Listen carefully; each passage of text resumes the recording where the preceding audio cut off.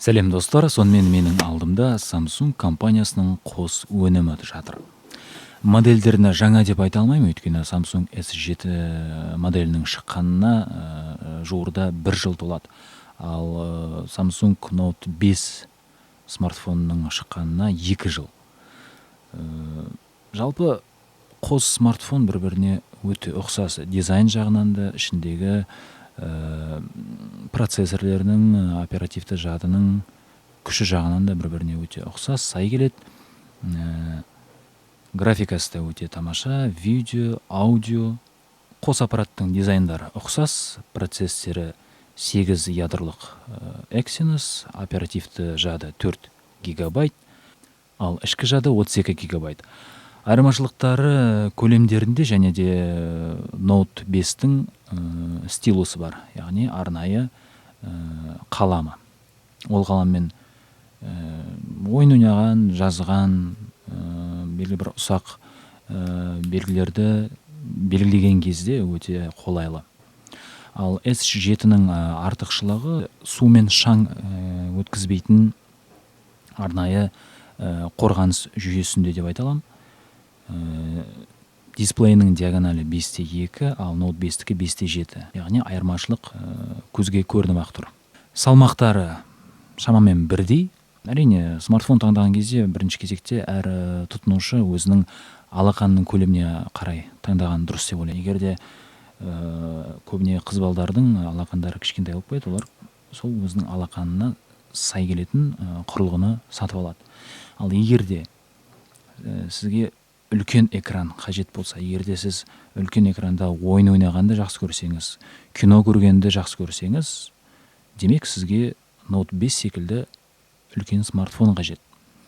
Бағаларына келсек, бағалары әрине енді S7 соңғы моделі болғандықтан бағасы сәл қымбаттау, 240-250 мың теңге көлемінде. Ал Note 5 бұрын енді 210-215 мың болды, қазіргі таңда 195-200 мың теңгенің көлемінде, бірақ әзірге дүкендерде өте сирек сатылып жатыр. Өйткені өздеріңіз барлығыңыз білетіндей, Note 6 шықпай, Note 7 шықты, бірақ өкінішке орай Note 7 конвейерден былай айтқанда алынып тасталды. Өйткені өртенетін қауіптілігі бар деген сондай қауесет дейік пе, әлде сыбыс дейік пе, сондай тарады. Өкінішке орай бұл қара пиар. Samsung компаниясы үлкен шығынға келді. Сол себепті Note 7 бүгінгі таңда негізі дүкендердің сөрелерінде тұру керек еді. Әттең олай емес. Сондықтан бүгінгі таңда Note 5 бұл сол Note 7-нің орнында қалған, былай айтсақ, ізашар деп айтуға болады. Ал Note 6 білмедім неге екен, бірақ Samsung компаниясы бірден Note 5-тен Note 7-ге секіріп кетті. Яғни өздерінің модельдерін жасағанда бұл бір сондай маркетингтік қадам деп өзім білем. Енді қайткен күнде де 7 деген сан бұл өздерінің басты бәсекелесі iPhone-нан қалмау деп өзім түсінем. Енді болмай қалды. Енді Note 7 сондай өртенеді деген сондай қауесет шықты, бірақ менің ойымша ең мына Samsung-тардың ең түрі жағынан да, қолға ұстау ыңғайлылығы жағынан да Note 7 бұл барлық жағынан озық технология болып саналды. Көздің жанардың белгісімен құлыптан ашу, саусақтың белгісін айтпағанда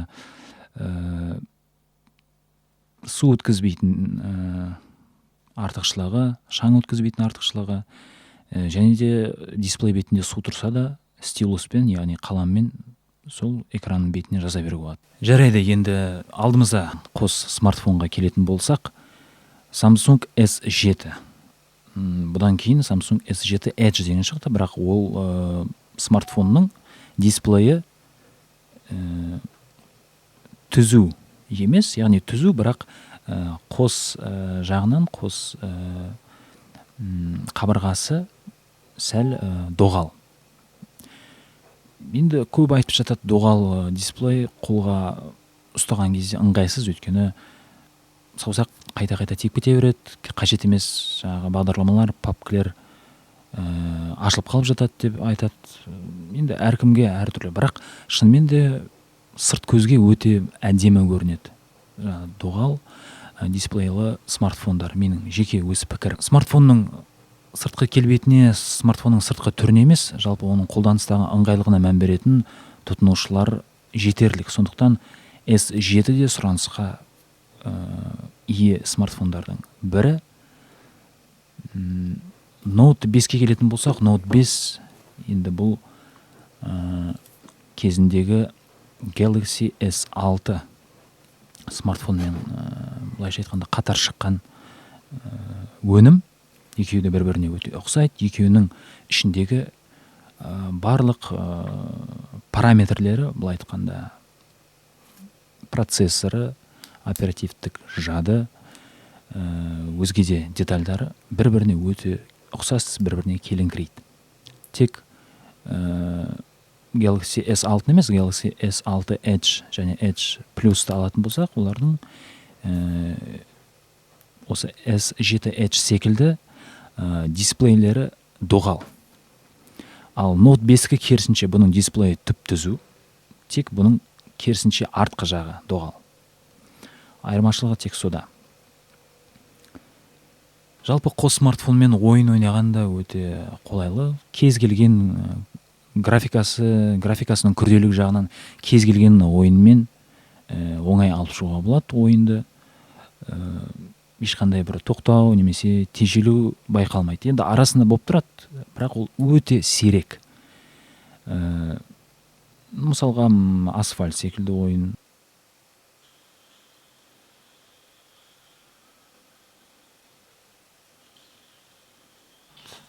Need for Speed.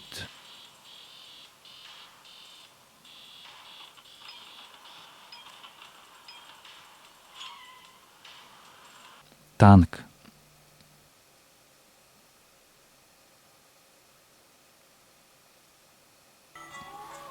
Fruit Ninja, енді екі бастан бұл ойындар. Бірақ қарапайым смартфонда бұл ойындар көбіне жартылай тоқтап, бір тиіп, бір тимей, тіпті аппарат көтере алмай қалып шығып кетіп жатады. Стилус өте ыңғайлы. Мысалға, стилус смартфоныңыз сөніп тұрған кезде, Note 5-тің стилусын алған кезде, оның бетіне, яғни қара экранның бетіне бірден жаза беруіңізге болады. Бұл көбіне студенттерге, жазуы көп қызметшілерге өте жақсы. Өйткені белгілі бір өзіне қажетті ақпаратты айтып жатқан кезде дереу стилусты аласың да, смартфонды құлпынан ашпай-ақ бетіне өзіне қажетті ақпаратты жаза бересің. Сол жағынан артықшылығы бар. Note 4-те бұндай болған жоқ. S7-ге келетін болсақ, S7-нің өте бір қолайлығы бұл Always on Display деген жүйе, яғни смартфоныңызды сіз құлыпқа қойып қойсаңыз да, оның беткі экраны, яғни дисплейі әрқашанда уақытты көрсетіп тұрады, немесе сізге қоңырау шалған абоненттің қанша екенін көрсетіп тұрады. Жалпы тіпті сағаттың формасында, түрінде өзгертуіңізге болады. Немесе тіпті ұнамаса алып тастауыңызға да болады. Менің ойымша алудың қажеті жоқ. Бұл Always on Display, бұл керісінше смартфонның соңғы үлгісін білдіретін фишка деп айтуға болады. Динамикасына келетін болсақ, дыбысталу жағынан S7 сыртқы динамикасы жақсы деп айта алмаймын. Өйткені IP68 жағы бұның алдында айтып кеткен судан және шаңнан қорғанысы болғандықтан дыбысы сәл орташа шығады S7-нікі. Бірақ құлаққаппен тыңдаған кезде бұл білінбейді. Яғни құлаққаппен тыңдаған кезде музыка сапалы, кәдімгідей ойдағыдай ойнайды. Note 5-те бұда ондай қорғаныс жоқ, жаңағы судан және шаңнан деген.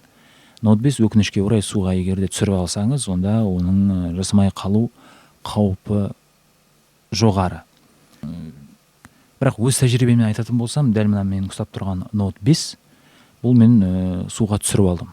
Суға емес, тіпті өзенге. Яғни өзенге белше түсіп кеткен кезде мен қалтамда Note 5 бар екенін кейін білдім.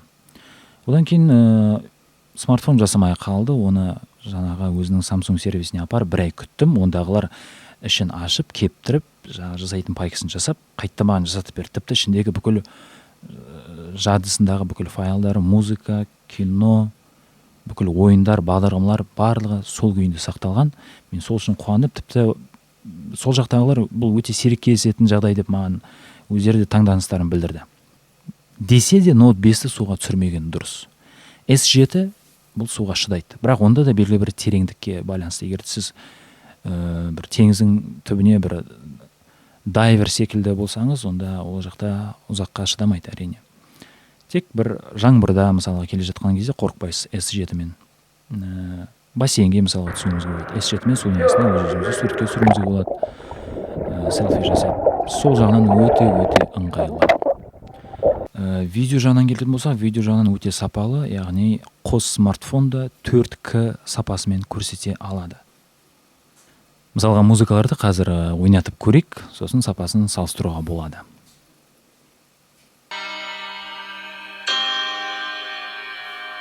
Сұрашы, саған деген сезімдерімнің өлшемін ешкім жауап бермейді, себебі шексіздік есептелмейді. Көзіңді жұмысы бір сәтте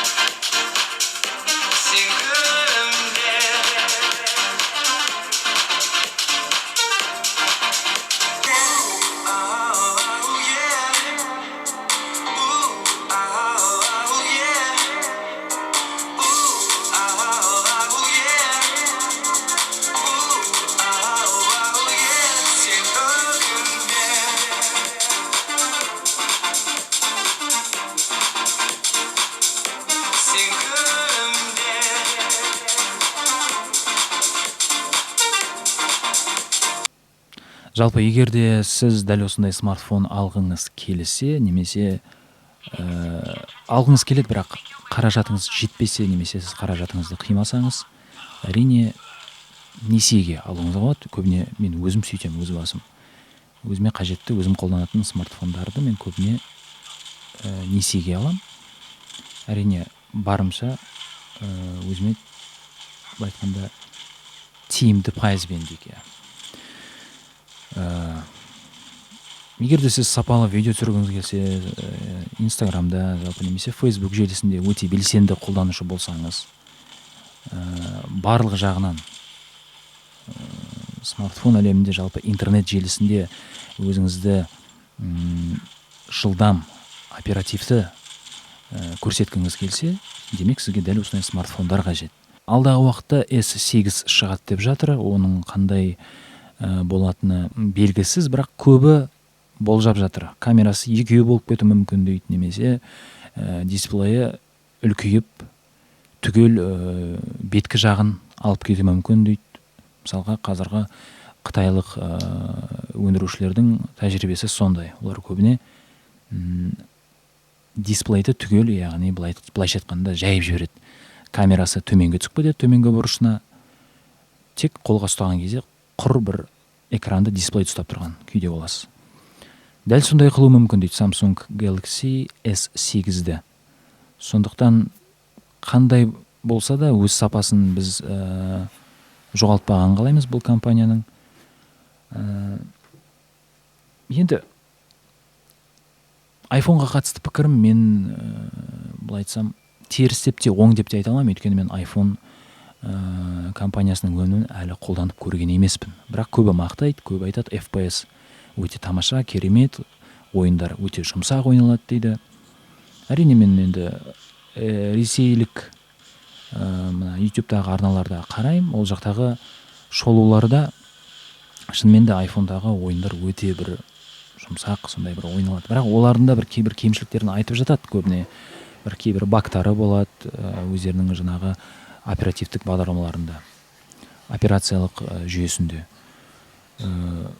Сондықтан менің ойымша кез келген флагман, кез келген фаблет болсын, кез келген смартфон болсын, өзінің белгілі бір жағынан артықшылығы да кемшілігі де болады. Оның барлығын тек салыстырып, таразылап келе ғана анықтауға болады. Сол кезде кімге қандай смартфон керек екені анық болады. Бірақ маған ең бастысы ұнамайтыны бұл iPhone өнімдерінің өте қымбаттылығы, яғни қымбат бұл аппараттар.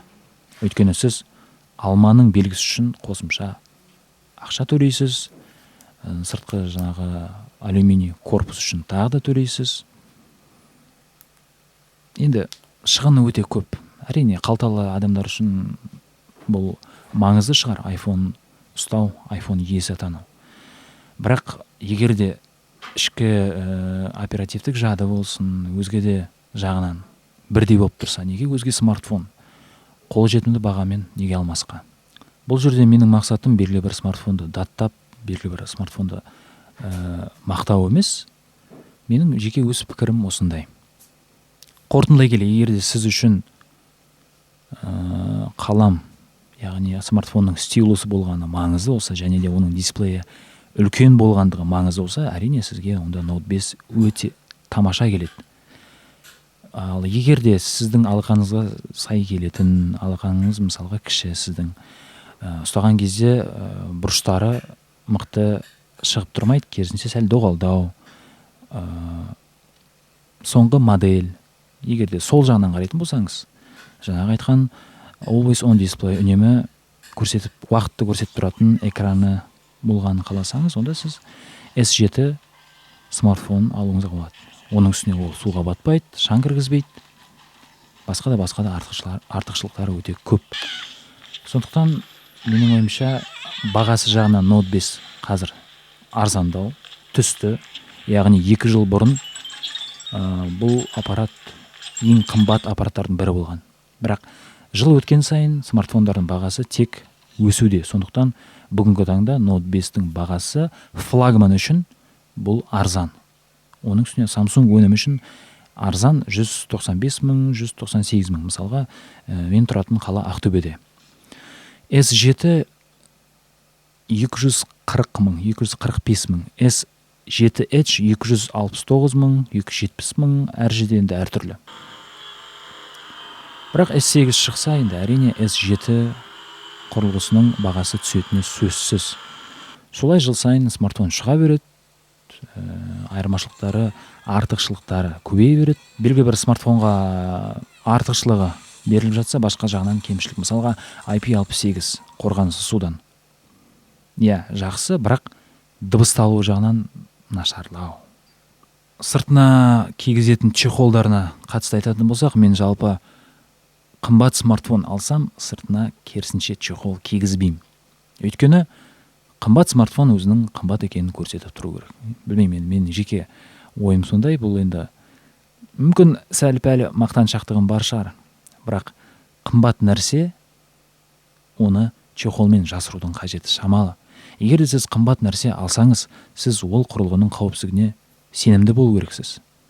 Яғни қолға ұстағанда түсіріп алмайым, жоғалтып алмайым, басқа біреуге беріп ұмытып кетпеймін деген сияқты ондай бір алдын ала болжаулар, алдын ала бір қорқулар болмау керек сізде. Сіз өзіңізге сенімді болу керексіз, дәл осындай егер смартфон алсаңыз. Сондықтан чехол дейді, бетіне жаңағы қорғаныс әйнегін салып, менің ойымша бұның бәрі артықшылық, оның бәрін көбейте беріп, оның салмағын көбейтіп не керек? Басқалардың ойынша керісінше қымбат нәрсе алдың ба, оған бірден чехол алу керек, тағы да басқа нәрсе алу керек. Өйткені ол адамдар енді мүмкін қолынан бір сырғып шығып кететін шығар, өздеріне бір сенбейтін шығар. Сондықтан олардың да былай айтқанда әрекеттері дұрыс деп ойлаймын. Сондықтан менің ойымша бұл смартфондарға чехолдың қажеті шамалы, өйткені сыртқы корпустардың өздері күнмен шағылса, цвет түссе шағылса, қолмен ұстағанда өте жағымды. Иә, саусақтарға өте жағымды ұстаған кезде. Чехол салсаңыз олай болмайды әрине. Екеуінде де Android Marshmallow, алдағы уақытта Nougat шығып қалуы мүмкін. Nougat, яғни бұл тек S7-ге емес, яғни Note 5-ке де орнатылады. Бүгінгі таңда енді Google компаниясы өздері шығарғаннан кейін сол компанияның өндіретін смартфондарында орнатулы. Яғни оларда бар Android Nougat. Бүгінгі таңда осы Samsung, өзге де LG секілді, өзге де топ, былай айтқанда флагман, яғни алдыңғы қатарлы смартфондар үшін алдағы уақытта жуырда шығып қалады деп айтылуда. Ал егер қосымша сұрақтарыңыз болып жатса, пікір қалдырып, өз сұрақтарыңызды қоюларыңызға әбден болады. Назар қойып көргендеріңізге, тыңдағандарыңызға алғыс, рахмет. Амандықта жүздескенше, қош сау болыңыздар. Алдағы уақытта бұндай видеоларды жиі салам деп айта алмаймын, өйткені мен бұнымен кәсіби түрде айналыспаймын. Бұл менің былайша айтқанда қосымша хоббиім. Дәл осындай қазақша шолулар көбейе берсін. Қазақ тілді арналарымыз YouTube желісінде болсын, өзге де желіде болсын, қазақ тілді контент көбейе берсін. Өйткені бұл бізге керек. Біз қашанғы орыс тілді контентті көре береміз. Мәселе осында болып тұр. Амандықта жүздескенше, Ақтөбеден сәлем. Сіздермен болған Мерлон Элтонбек.